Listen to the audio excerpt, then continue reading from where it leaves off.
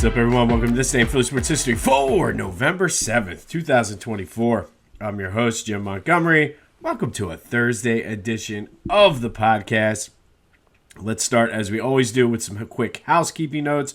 Be sure to follow me on social media, Jimbo_Mont at Twitter and TikTok. On Instagram, at PhillyJimbo. Subscribe to the YouTube channel, Jimbo_Mont. Spread the word. I've been saying it. But if you're enjoying this, likely someone in your circle will as well. So let's continue to outsmart the algorithm. It is working. Lots of good things happening. We were featured in the On Pattison newsletter yesterday. Once again, looks like that could be maybe once or twice a week we're going to be in there. So that's pretty cool. So go check them out on Pattison from the same people that brought you Crossing Broad. Lots of good things happening there. And then the Philadelphia Sports Hall of Fame Heritage Collection is now available online. All the information you need is in the link. That's the project I've been working on with them. And it's pretty cool because tonight is the induction ceremony, and I have all kinds of cool memorabilia just sitting in my office right now that I'm taking down to live casinos. So go check that out. The information is in the description. It'll take you to the website and explain everything, and then take you right out to the online archives. Speaking of the induction ceremony, I'll try to have sort of a quick recap of the night's events tomorrow. And then since today is our last day of the inductee spotlights, and then we have a few days. I like to try to do kind of like a special thing. We do the state of Philly sports, this day in Philly sports history, and then whatever the special segment is. And we have some time before we get into when our gift and food drive kicks off. We're going to do what we're thankful for in Philly sports throughout November through Thanksgiving. So to kind of fill that void, something I've been playing around with, looking forward to seeing how this goes. But kind of give you what was going on in Philly sports on that particular day. So like what else was in the sports page? What else would we be talking about if we had a podcast back on that day in Philly sports history? So try it out for a few days, see how it goes. But I'm looking forward to that. It's always fun to read through the old newspapers, see what was going on, see what people were talking about, and even more so, look at the ads, like see the prices for food, cars, things like that, just even the style of the cars.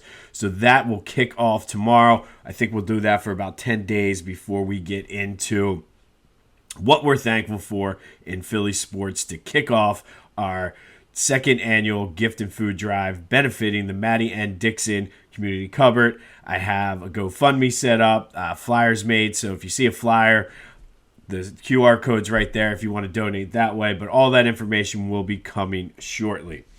All right, let's start with a recap of yesterday's question of the day. I asked you, this next 4-game stretch for the Eagles, I think, is going to tell us a lot about where this team is in the NFC and whether they're legit Super Bowl contenders or not. So I asked you, how many games do you think the Eagles will win? And 56% of you think they're going to win 3 or 4 against the Cowboys, Washington, the Rams, and the Ravens. It's very aggressive, very lofty. I'm hoping they win 3. I think 2-2 is more realistic. I think they have to win 2 out of go 2-2. So we'll see. But thank you, as always, for participating in the question of the day. There'll be another one here later in the show. And I apologize for my voice. Nice little fall cold. Never fails. Every year leading up to Thanksgiving, I get a cold for as long as I can remember. So here we are. It's a few days early. But so I apologize if I sound a little nasally and congested.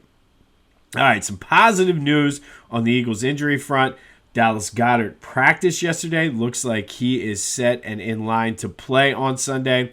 A.J. Brown practiced in a limited fashion, so that's also a positive news. Fred Johnson did not practice. He did have a brace on his knee. Remember, he took that cheap shot on Jalen Hurts' touchdown run.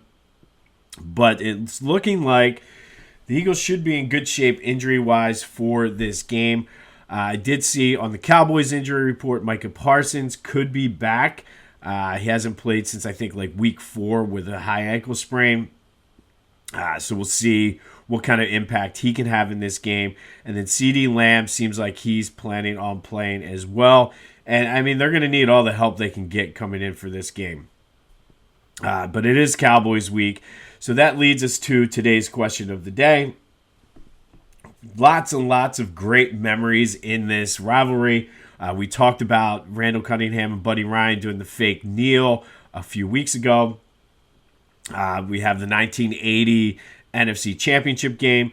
But my question to you, I narrowed it down to 4. If you have others, hit me up on the Back to the Future voice and text line 267-495-8531. Let me know what I missed. But out of these 4, what is your favorite Eagles-Cowboys memory? Is it the Bounty Bowl back in 1989, 4th and 1 where they stopped Emmitt Smith, the 44-6 beatdown at the Link so the Eagles could clinch a playoff spot, or the Pickle Juice game, which we just talked about a few weeks ago as well? Let me know your thoughts on your favorite Eagles-Cowboys memory. 267-495-8531. Get that, anything else Philly sports related off of your chest. That is the Back to the Future voice and text line. And I wanted to mention this as well. Lots of talk yesterday from people saying that Howie Roseman should have done more. He should have attempted to make a trade to make this team better. Everybody talked about Washington and Detroit getting better. And I'm not so sure he didn't attempt to, but I think he was smart. There was no glaring holes. I think if the Eagles added anything at the trade deadline, it would have been for depth purposes, which obviously you're going to need. But I think he just didn't like what he saw, or maybe the price wasn't right. So I'm not so sure that he was just sleeping through the trade deadline. And sometimes it's better to not just make a trade for the sake of making a trade. We've seen some of them work out. We've seen some of them not. So I think that means they're happy, which I think the way they've been playing, I would be happy too. I just don't know if you just make a trade for the sake of making a trade.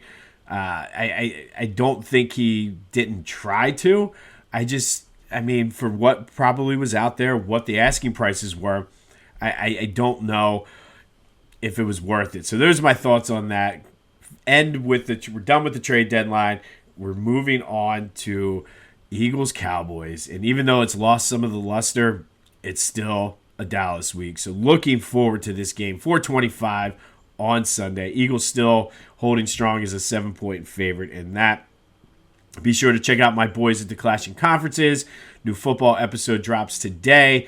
College football and basketball will be dropping, I believe, later this week, likely tomorrow. But go check them out wherever you get your podcasts, as well as on YouTube. Steven and the team are doing a great job over there. And then go to Philly Goat. They have all kinds of things.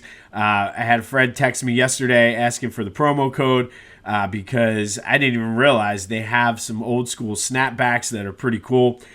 So go to Philly Goat, check them out, get your Eagles stuff.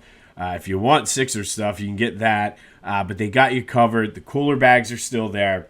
Use the promo code Jim Montgomery to take 10% off your order.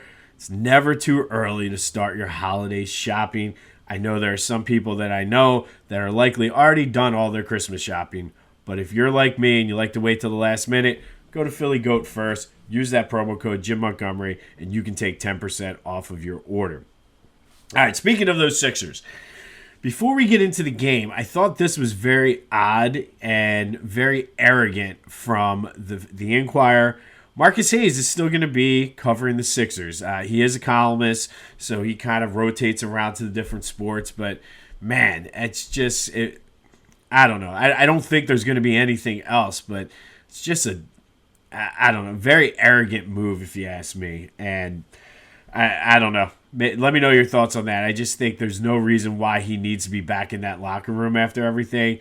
But based on kind of what we know about him, totally makes sense. And if you haven't heard or know already, I am not a fan of Marcus Hayes. But the game itself was just brutal. 110-98, they lost out in L.A. in Paul George's homecoming. They're now 1-6. Not the start we were hoping for. It's maybe Joe's going to change. I don't even know. I've lost all confidence in this team. Paul George did have 18 points in his return. And if it doesn't get if that wasn't bad enough, it continues to get worse. Tyrese Maxey left the game with hamstring soreness, so this team is an absolute dumpster fire right now. And I don't know. I feel as though I call out people that have punchable faces, and I said this before, but the Sixers right now, if they were a person, they would have a punchable face. They're in LA still tomorrow to take on the Lakers and LeBron James. I mean, the way they're playing, we might see Bronny tomorrow. Oof. But it's just not good. Hopefully, when Joe comes back next week, hopefully Joe does come back next week, things will continue to get a little bit better or start getting a little bit better. I almost feel at 1-6, they can't get much worse. All right. Flyers tonight in Tampa Bay. Good news on the Sam Ersson front. He did make the road trip with them, which is some positive news. Not sure if he's going to play. I think it's a 3-game road trip for them, so that is positive. But they're in Tampa Bay tonight to take on the Lightning. All right. Today, we're going to go back to 2004, and we talked the other day about T.O. getting suspended. We'll rewind a year, and on this day in 2004, the Eagles suffered their first loss of the season, 27-3 out in Pittsburgh. Donovan struggled, only threw for 109 yards, had an interception, was sacked 4 times. The Eagles' defense could not stop Jerome Bettis. He ran all over them for 149 yards. But the big story out of this game was it was the first sign of a little bit of a crack in the armor for Donovan and T.O. Midway through the second quarter with the Eagles down 21-3, the cameras caught them having what looked like a heated discussion on the sidelines. McNabb was visibly upset.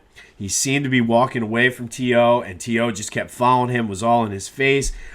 Didn't stop, which we know from T.O. They all chalked it up to just a pep talk and being frustrated. But meanwhile, little did we know, a year later, T.O. would be suspended and it was all over, even though they had that magical Super Bowl run. But on this day in 2004, Eagles lost their first game of the season in Pittsburgh, 27-3. But we started to see a little bit of the rift, I guess you could say, between Donovan and T.O. start. As the cameras caught them having a discussion.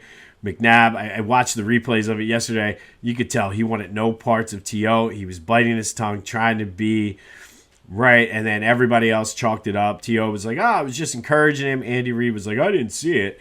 But this was sort of like that, the crack in the armor started on this day back in 2004. Finally today, our final 2024 Philadelphia Sports Hall of Fame inductee class, because the ceremony is tonight. The spotlight today is on Stan Walters for football. Stan played tackle for the Eagles for 8 years from 75 to 83, and he was an anchor on those Dick Vermeil teams that made the playoffs 4 straight years. He helped anchor a line that had 3 1,000-yard rushing seasons from Wilbert Montgomery. He also played in Super Bowl 15. Stan was a 3-time All-Pro, 2-time Pro Bowler, and this is amazing. Started 125 out of 127 games in his Eagles career, including 122 in a row. He protected Ron Jaworski's blind side and was one of the best to ever do it in Eagles history. After he retired, he spent 14 years sitting alongside Merrill Reese in the Eagles radio box as the radio color commentator. And for me, this is where I remember Stan Walters because it's hard to believe, but there were times where Eagles home games were blacked out because they didn't sell out. So you had no choice but to listen to it on the radio. So Stan and Merrill growing up with those Buddy Ryan defense, Randall Cunningham, there's my favorite clip of Stan Walters. Nobody does it better than number 12. Sometimes we'd also just play football in the yard and listen to the game on the radio. But Stan Walters, I talk a lot about Harry Callis being a soundtrack to my summers. Merrill Reese and Stan Walters were the soundtrack to my fall, especially because, like I said, it happened not often, but it happened enough that the Eagles, when they were blacked out, all you had to do was listen to Merrill and Stan to the point where it got me really like Sometimes I would watch the game now with all the different streaming services and TV. It's hard to do, but I would always try to sync up Merle and Stan instead of listening to whatever the broadcast was. So Stan Walters, better known for his time with the Eagles as a player, but for me, the soundtrack of my fall and Eagles Sundays and listening to Stan and Merle on the radio. He is in the Eagles Hall of Fame, and tonight he takes his place among the all-time greats in Philadelphia sports history when he's inducted into the Philadelphia Sports Hall of Fame. Stan Walters is today's 2024 inductee spotlight. Not sure if he's going to be in attendance tonight or not, but looking forward to hearing some stories about Stan, and just like I said, brings back some good memories from my childhood being the soundtrack of the fall. But he was a hell of a football player to boot as well. One of the all-time greats in Eagles history, and he takes his place among the all-time greats in Philadelphia sports history tonight down at Live Casino. I will have an update, recap of tonight's events tomorrow, so stay tuned for that. On this day in 2004, Eagles lost to the Steelers 27-3 out in Pittsburgh. It was their first loss of the season, but it was the first time, more importantly, we saw a little bit of the dissension between Donovan and T.O., which culminated a year later with T.O. being suspended and the Terrell Owens experience ending in Philadelphia. Flyers in Tampa tonight. Sixers are hot garbage right now. They play the Lakers tomorrow. Let me know your thoughts, though. It is Eagles-Cowboys week. What is your favorite Cowboys-Eagles memory? Bounty Bowl, 4th and 1, 44-6, or the Pickle Juice game, or something else that I'm not even putting on the list. 267-495-8531. That's the Back to the Future voice and text line. Get that. Anything else Philly sports related off your chest? Want to vent about the Phillies and their postseason or I shouldn't say postseason, their offseason approach to free agency. Want to give your thoughts on Juan Soto? That's fair game. Want to tell me how much hot garbage the Sixers is and how bad my prediction was? That's all fair game too. 267-495-8531. That will get you in. Tomorrow we start taking a look at what else was happening on the sports pages this day in Philly sports history.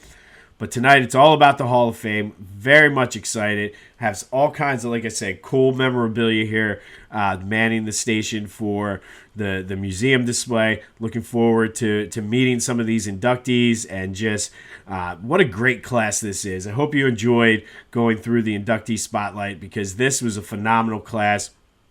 Very happy to be involved with the Philadelphia Sports Hall of Fame. And like I said, if you want to see the online archives, the link is in the description. This has been This Day in Philly Sports History for November 7th, 2024. My name is Jim Montgomery. Go have yourselves a Thursday. And until next time, I'll see you when I see you.